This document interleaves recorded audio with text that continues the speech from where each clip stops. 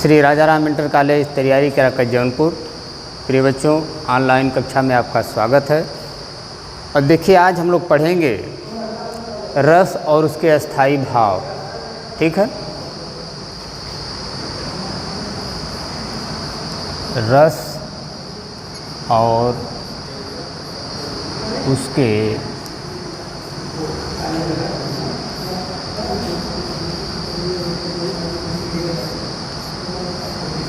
अस्थाई भाव। ठीक है, तो रस के साथ साथ अस्थाई भाव को जानना अति आवश्यक। और जब भी आप रस की परिभाषा लिखेंगे तो उसमें अस्थाई भाव जरूर लिखेंगे।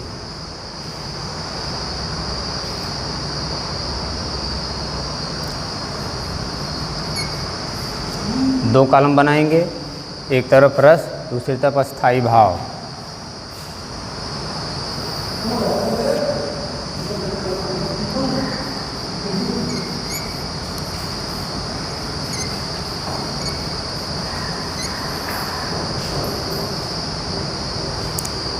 देखिए, रसों की संख्या सभी 11 होती है।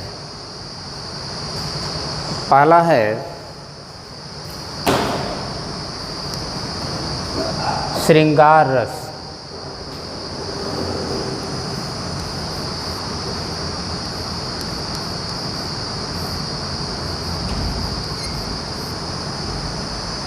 श्रृंगार रस का अस्थाई भाव होता है रति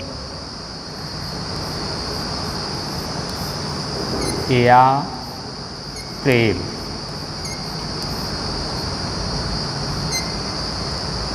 तो देखिए, इस श्रृंगार रस में जो रति या प्रेम, इसका अस्थाई भाव बताया गया, इसमें किसका वर्णन होता है इसको आप जानिए।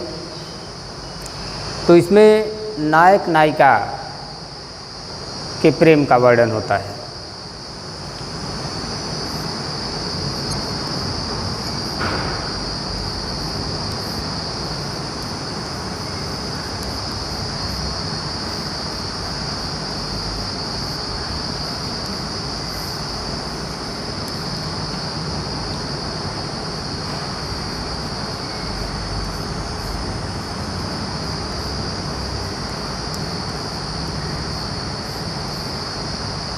ठीक है, नायक नायिका या स्त्री पुरुष के प्रेम का इसमें वर्णन किया जाता है। दूसरा रस होता है हास्य रस।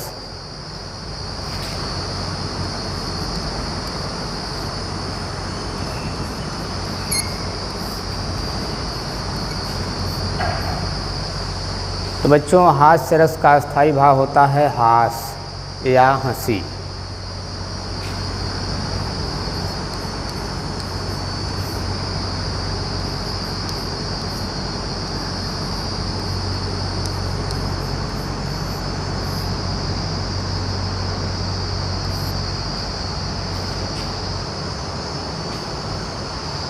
तो अंगों या वाणी के विकार से उत्पन्न जो प्रसन्नता का भाव हमारे आपके अंदर, किसी के अंदर होता है, यही हास होता है। यानी किसी की बात को सुन करके, उसके बनावटी विकृत रूप को देख करके जो हमारे अंदर प्रसन्नता का भाव होता है, हम हंसते हैं, यही हास या यही हंसी भाव विभाव अनुभाव संचारी भाव के संयोग से हास्य रस का रूप धारण कर लेता है। तो यहाँ लिखेंगे आप अंगों या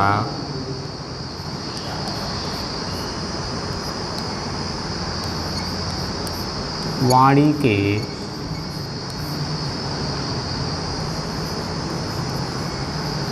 विकार से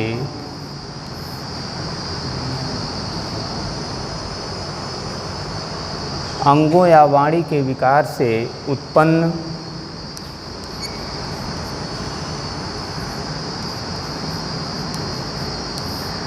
उल्लास, मतलब जो हंसी का भाव होता है, यही हास होता है। ठीक है, अब तीसरा रस है करुण रस।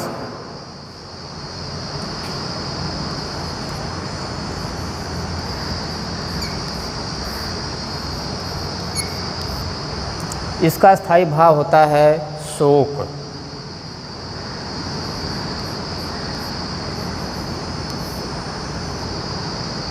ठीक है।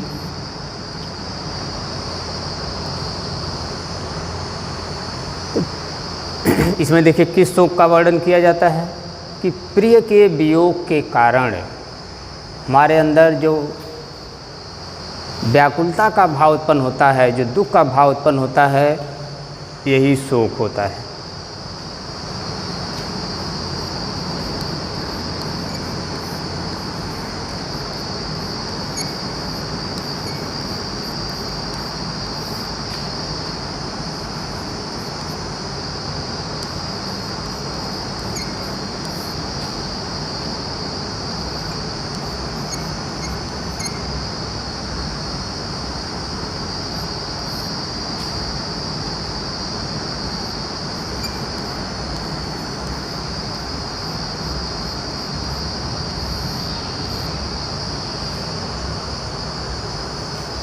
अब इसके बाद आपका चौथा रस है वीर रस।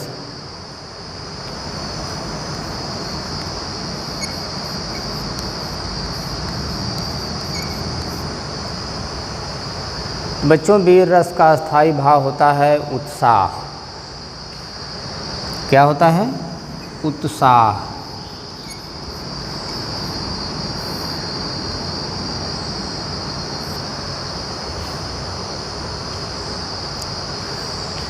अब देखिए, दान देने का भी उत्साह होता है, दया दिखाने का भी उत्साह होता है, और वीरता दिखाने का तो उत्साह होता ही है। तीन ही का वर्ण इसमें करेंगे, दया, दान, वीरता,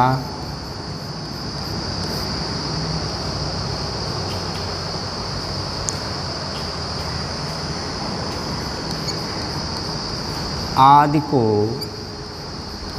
प्रकट करने का जो भाव होता है,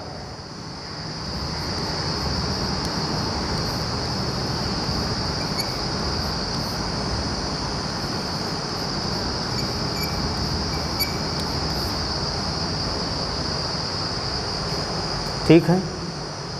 और अब इसके बाद पांचवा रस है आपका रौद्र रस।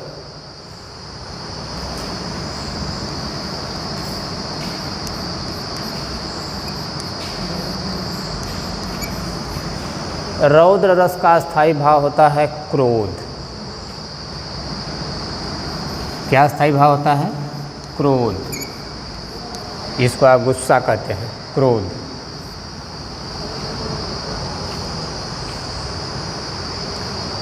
तो काम बिगाड़ने वाले को जो दंड देने की मनोवृत्ति होती है, जो हमारे अंदर मनोभाव पैदा होता है, वह होता है क्रोध।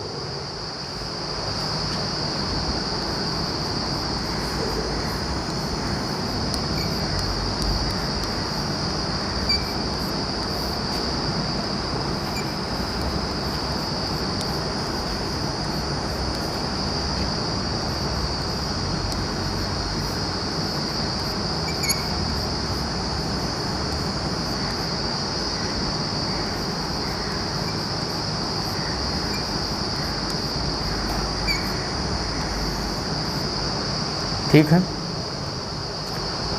और अब इसके बाद आपका छठवां रस है भयानक रस।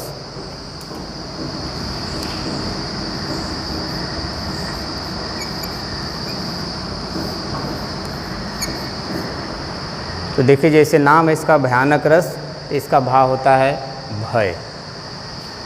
उसी के अनुरूप इसका स्थायी भाव भी है भय।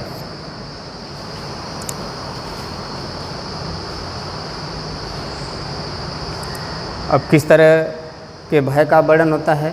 यानी कि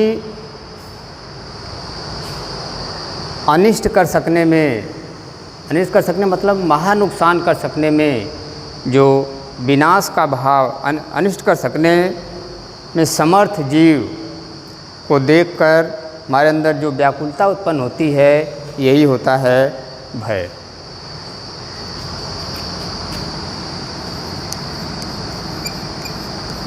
अनिष्ट मतलब नुकसान कर सकने में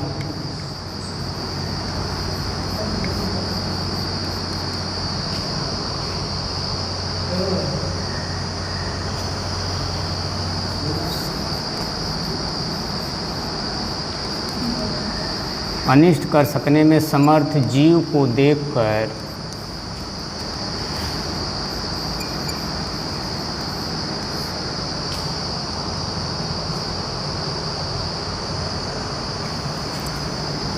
उत्पन्न व्याकुलता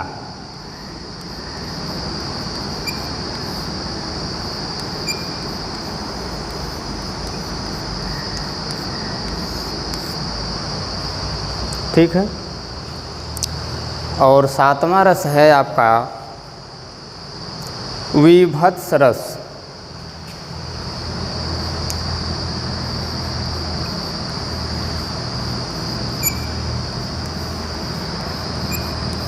इसका स्थायी भाव होता है जुगुप्सा।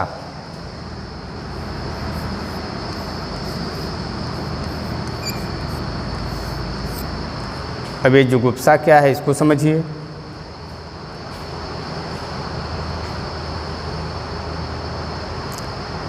यानी किसी घिनौने पदार्थ को देखकर जो अपने अंदर ग्लानि होती है, ग्लानि का भाव होता है, यही क्या है, जुगुप्सा।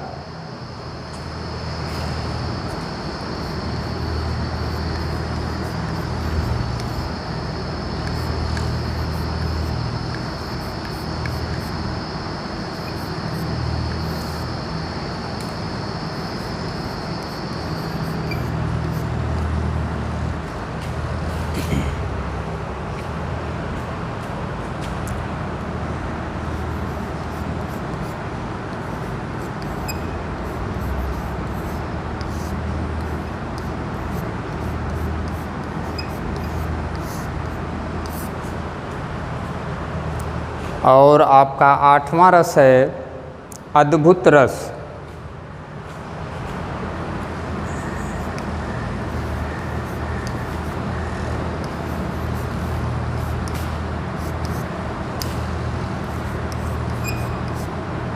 अद्भुत रस का स्थायी भाव होता है विस्मय। क्या होता है, विस्मय। अब इसको समझिए। किसी अनोखी वस्तु को देख करके हमारे अंदर जो आश्चर्य का भाव होता है, यही क्या है, विस्मय। किसी अनोखी वस्तु को देखकर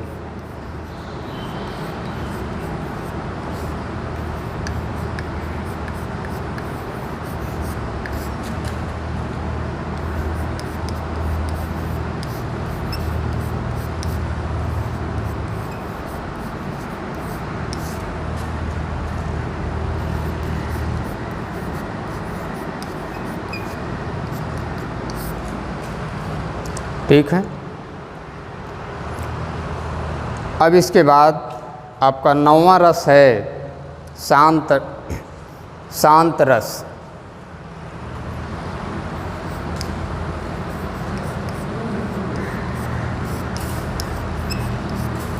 शांत रस का स्थायी भाव होता है निर्वेद।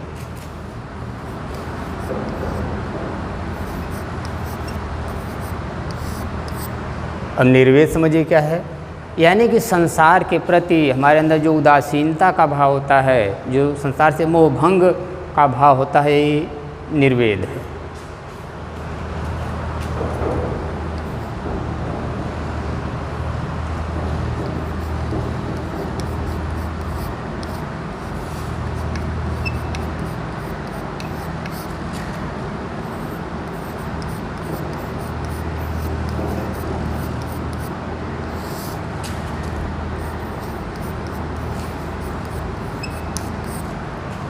ठीक है। और आपका 10वां रस है वात्सल्य रस।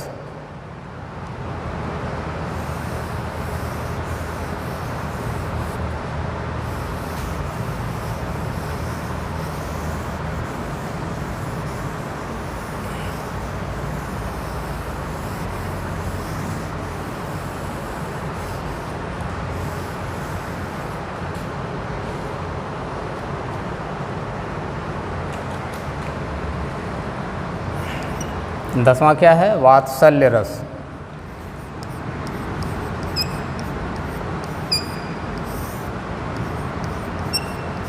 वात्सल्य रस का स्थायी भाव होता है स्नेह।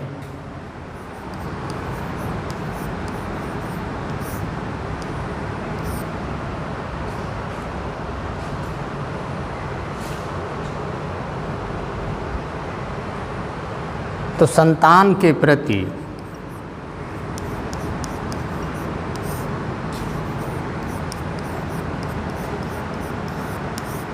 माता पिता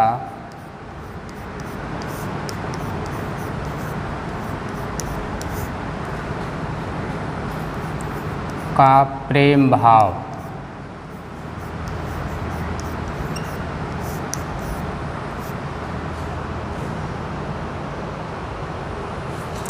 और 11वां रस है भक्ति रस।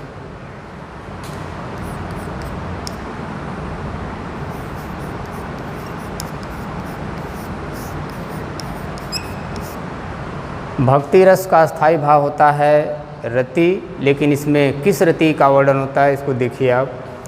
देव विषयक रति, देव विषयक रति, देव विषयक रति या प्रेम, यानी कि ईश्वर के प्रति